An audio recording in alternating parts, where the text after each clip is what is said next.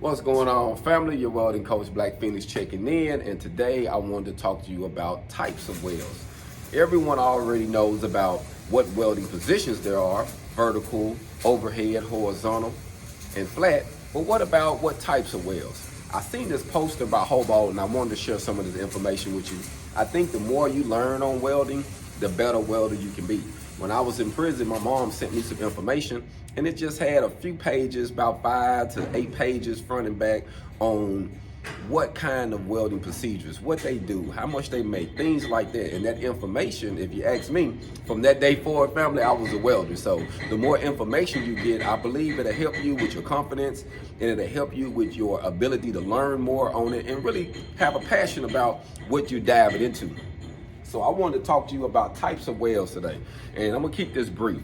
The first is fillet weld. And this is what this is, like a fillet weld T-joint. This is actually a TIG one.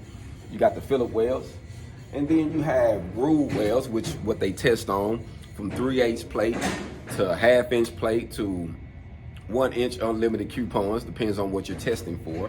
If you're doing a D1.1 test, they only ask for you to do the vertical, and it's from with a stick rod, and you do it with a backing strip on that weld. So a lot of times the different grooves will require a gap or a backing strip or a what they call a concrete backing. It's like I don't know exactly what it's made out of, but it's like some white type of fiber that keeps you from welding through something if you was welding something thick and trying to fill it all the way up.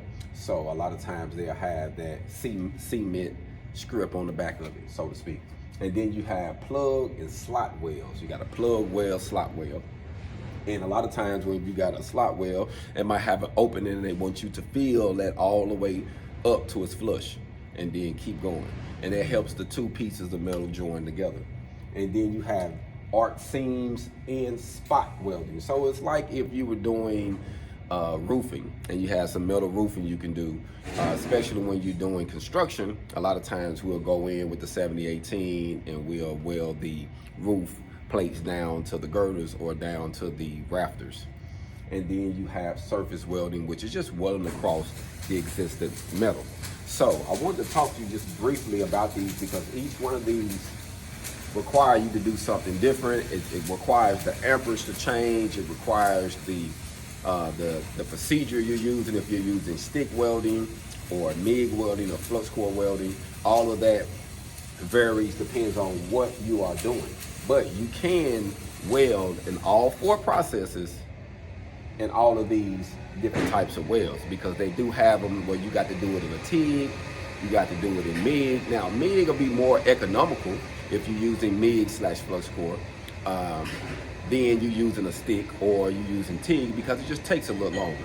So I think that we should do our homework and try to gain all the information we can on how to weld and the different procedures on welding, because I honestly believe that it will help us and further us in our education as we learn.